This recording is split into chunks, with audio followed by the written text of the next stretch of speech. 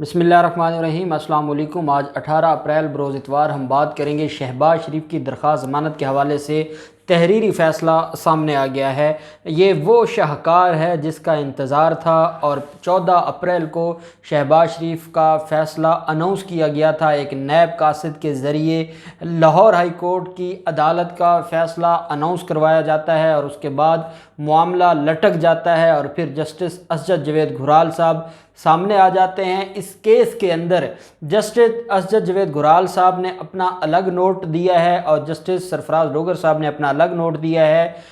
Justice Sarfaraz Dogar साहब फरमाते हैं ज़मानत मंजूर होनी चाहिए, असजद जवेद घुराल साहब फरमाते हैं कि ज़मानत मुस्तरद होनी चाहिए। अब जो पहला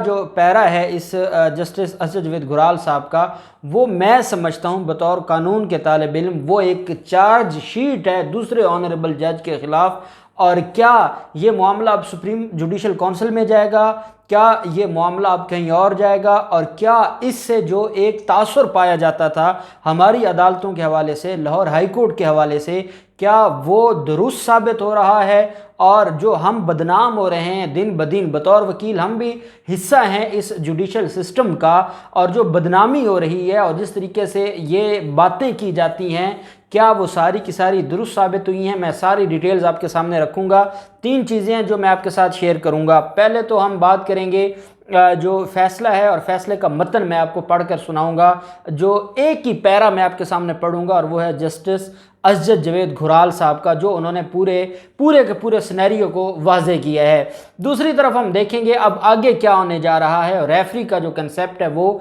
क्या होगा। और तीसरा हम देखेंगे कि जो मेरी बात हुई है सीनियर एडवोकेट जो हैं सुप्रीम कोर्ट ऑफ पाकिस्तान के, उनकी अब राय क्या है और वो इस फैसले के हवाले से कितनी तशवीश में मुब्तला हैं, और क्या ये मामला सुप्रीम जुडिशल काउंसिल में जाएगा, वो डिटेल भी मैं आपके साथ शेयर करूँगा। आप जानते हैं 13 अप्रैल के लिए शहबाज शरीफ की जो दरख्वास्त ज़मानत है वो हेयरिंग के लिए थी और उसमें नोटिस जारी किए गए थे और जो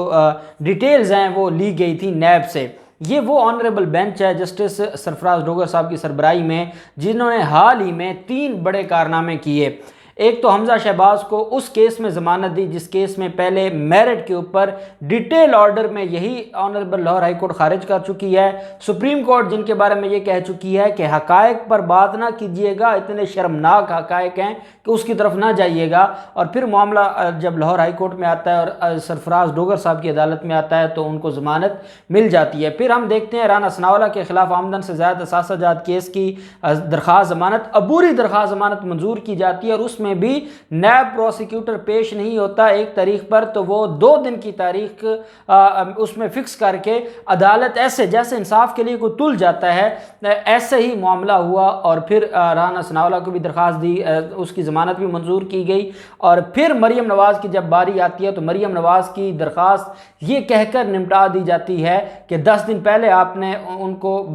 बताना है कि हम आपको गिरफ्तार करना चाहते हैं ताकि वो अपनी तैयारी कर ले गिरफ्तारी के लिए। अब ये जो वक्तन फ़वक्तन यक्के बाद दीगरे ये जो 3 बड़े अहम केसेस थे और इनके जो फैसले आए, उन्होंने मेरे समेत जो कानून का थोड़ा बहुत इल्म रखते हैं उनके जहनों में बड़े सवालात खड़े कर दिए। क्योंकि हम तो लाइव ये सारी चीज़ें देखते थे और हम तो आंखों देखा अहवाल आपके साथ शेयर भी करते रहे इन सारी दरख्वास्त ज़मानतों का, और हम अदालत में मौजूद होते थे, हमें पता था बॉडी लैंग्वेज का, हमें कुछ ऐसी चीज़ें होती हैं जो बताने वाली नहीं होती, लेकिन उसके बावजूद बतौर कानून के तालिब इल्म हम भी तशवीश में मुब्तला थे कि ये क्या हो रहा है यार, ऐसा क्यों हो रहा है। खैर 13 को जब 2-2.5 घंटे लगाते हैं आज़म नज़ीर तारड़ साहब जो कि बैरिस्टर हैं,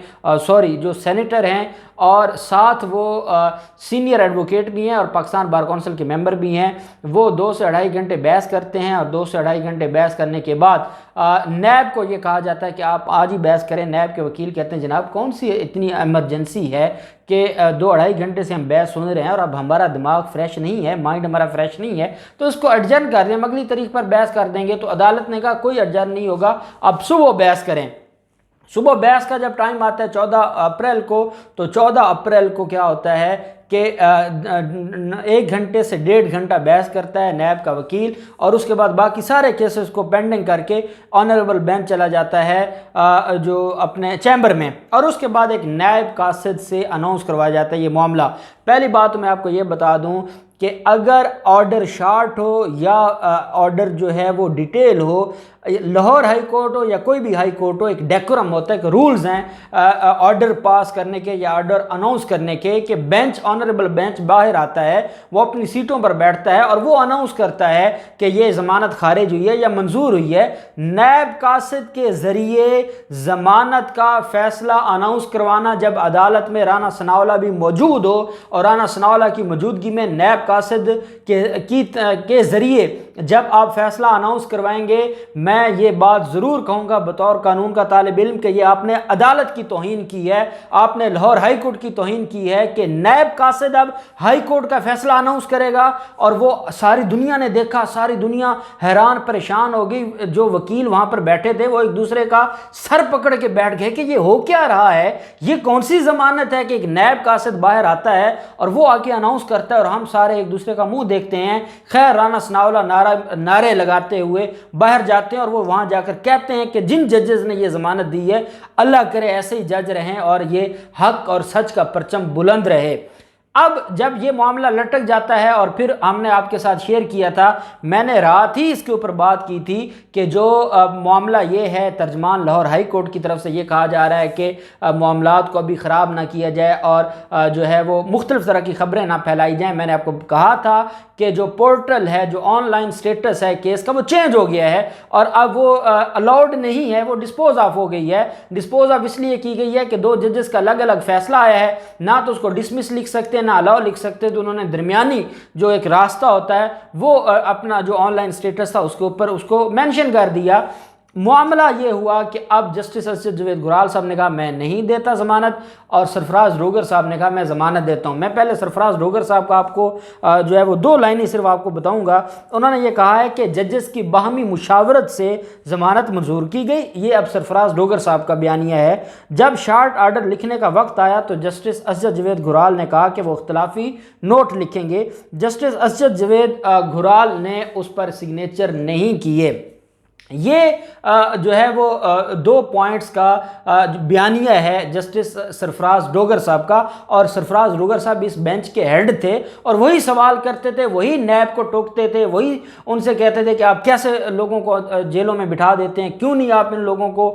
ریلیف دینے دیتے، اور وہ ان کا جو رویہ تھا وہ ہم سب کے سامنے تھا۔ اب کیا ہوتا ہے، اسجد جاوید گرال صاحب نے جو پہلا پیرا لکھا ہے وہ صرف میں آپ کو سناؤں گا، اور اس کی جو ہے وہ میں نے اردو اس لیے کی ہے کہ تاکہ کچھ ہمارے دوست ہیں جن کو اردو ہی سمجھ آتی ہے اور وہ انگلش جب سمجھتے ہیں تو وہ 2-3 دن گزر جاتے ہیں ان کو سمجھتے تو ان کی آسانی کے لیے میں آپ کو اردو میں یہ بتا دیتا ہوں کہ اسجد جاوید گرال صاحب نے کہا کہ میں نے ضمانت دینے سے انکار کیا، اس کے باوجود اعلان کیا گیا۔ ان کا یہ کہنا ہے کہ دونوں ججز کی جو باہمی مشاورت سے ضمانت کی منظوری نہیں ہوئی تھی، اور یہ جو کہا گیا ہے کہ دونوں ججز کی مشاورت سے ضمانت منظور ہوئی، میں اس کو نہیں مانتا۔ انہوں نے کہا میں نے انکار کیا، اور اگلے چند منٹ میں معاملہ میں نے chief justice Lahore high court کے علم میں لے آئے۔ اگلے چند منٹ میں جسٹس سرفراز ڈوگر صاحب نے شارٹ آرڈر لکھ کر انہیں سائن کے لیے بھجوا دیا۔ حالانکہ اس موقع پر شارٹ آرڈر نہیں بنتا تھا، جسٹس سرفراز ڈوگر نے اپنے نیب قاصد کے ذریعے ضمانت منظوری کا اعلان کیا۔ یہ کہہ رہے ہیں جسٹس سرفراز اسجد جاوید گرال صاحب۔ ان کا کہنا تھا کہ میں نے عدالت میں ضمانت مسترد ہونے کا کہا، چیمبر بھی میں نے ضمانت مسترد ہونے کا عندیہ دیا، میرے ساتھی جج نے اپنے طور پر ضمانت منظور کرنے کا اناؤنس کر دیا۔ انہوں نے یہ بھی کہا کہ جو زبانی احکامات کے بعد تحریری فیصلہ جاری نہیں ہو سکا تھا، اور ساتھ انہوں نے یہ کہا کہ ہم چیمبر میں جب گئے اور چیمبر میں جب مجھ سے پوچھا گیا تو میں نے اس معاملے سے اختلاف کیا، اور کہتے ہیں کہ میں ضمانت منظوری کا جب میں نے فیصلہ دیکھا تو مجھے اتنا صدمہ ہوا کہ جب میں نے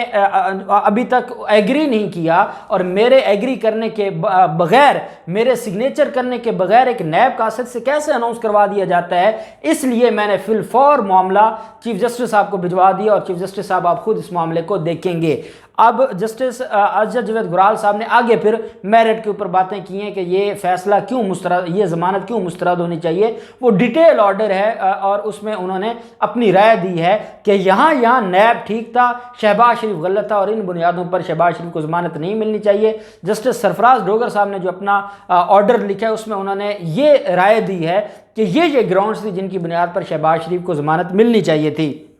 اب یہ معاملہ چلا گیا چیف جسٹس صاحب کے پاس، وہ ایک جج کو مقرر کریں گے جو بطور ریفری جج ہوگا، جو ان دونوں فیصلوں کو دیکھے گا،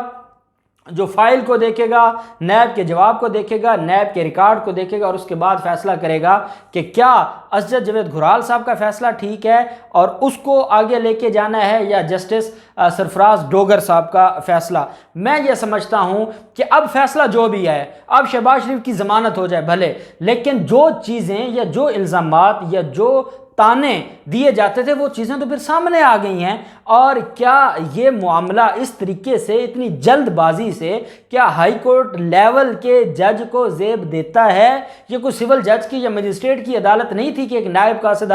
باہر آ کر اناؤنس کر دیتا۔ یہ معاملہ اب اس کو کہیں نہ کہیں کسی کنارے لگنا ہوگا۔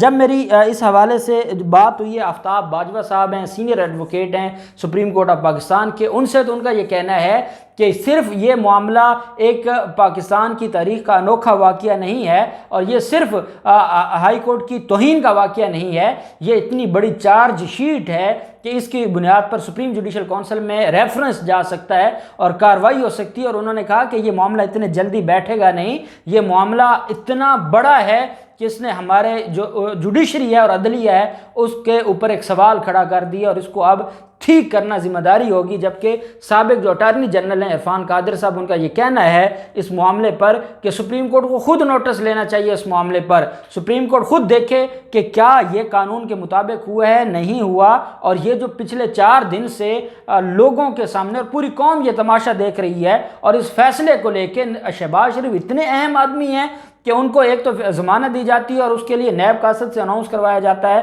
اور یہ معاملہ کیا ہے اور یہ الزامات کیا ہیں، یا یہ جو اسجد جاوید گھرال صاحب نے ایک چارج شیٹ لگائی ہے یہ کیا ہے۔ تو میں سمجھتا ہوں کہ سینئر جو وکلاء ہیں ان کی بھی یہی رائے ہے، میری بھی یہی رائے ہے کہ یہ معاملہ اب اتنی آسانی سے ختم ہونے والا نہیں ہے۔ فیصلہ جو بھی ہے، شہباز شریف کی ضمانت ہو جائے، لیکن پوری قوم نے ان کا اصل چہرہ دیکھ لیا ہے شریف خاندان کا، کہ یہ کیسے چیزوں کو مینج کرتے ہیں اور کیسے چیزوں کو اپنے لیے بہتر جو ہے وہ لے کر آتے ہیں۔ اب دیکھتے ہیں یہ معاملہ کہاں جاتا ہے، جو بھی ڈیٹیلز ہوں گے میں آپ کے ساتھ شیئر کرتے رہیں گے۔ اللہ پاک پاکستان کا حامی و ناصر ہو۔ بہت شکریہ، اللہ حافظ، پاکستان زندہ باد۔